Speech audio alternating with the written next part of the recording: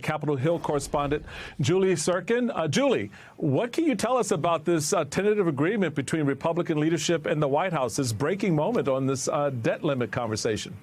Yeah, it's one we've been waiting for all day, all week, if not for the last several weeks. But we are told just in the last few minutes that the White House and Republican negotiators did reach a deal in principle, an agreement in principle. And I say that carefully because, remember, Republicans want a chance to sell their members, which we are told they're going to do in under an hour at 9:30 tonight. An all-member call will be held where Republican leadership will start to begin to see how many members they can get on board for this agreement, if they can sell it to enough of their membership to then support it at the end, which we expect they will, according to Republicans. So look, all of this right now comes down to what's actually in this deal, of course. We don't have the exact contours figured out, but the fact that this agreement was struck, we're told, during that phone conversation between the president and between the speaker that happened earlier in the evening is significant. Patrick McHenry, a close ally of Speaker McCarthy, had told us that the remaining issues they have would only be resolved by those two men, and it appears that they have.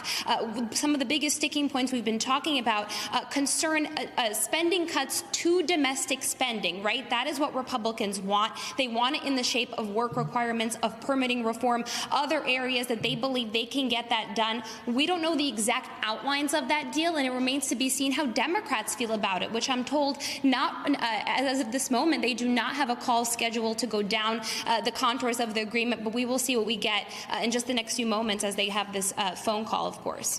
Julie, one quick one for you.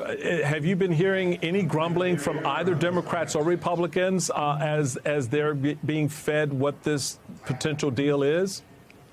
Not yet, right? We've seen a lot of public posturing all day, a lot of Republican members in the House Freedom Caucus pointing me to their latest tweet, their latest public comment, trying to keep the pressure on Republican negotiators, on Speaker McCarthy, who, of course, one of the concessions they made is that any one member can call up a vote to remove him, to remove the gavel from McCarthy. So they are all very closely watching how this deal shapes up. We know several of them didn't even buy that X date set by Janet Yellen. Of course, we know that date has moved up a little bit, extending the time that these negotiators have to complete their homework. But all of this is significant progress. If they reach this deal tonight, if members accept it, that means we can have a vote as soon as Tuesday, because remember, McCarthy promised 72 hours to read this bill, which he told us earlier will be something in the ballpark of 200 pages, not 1,000 plus.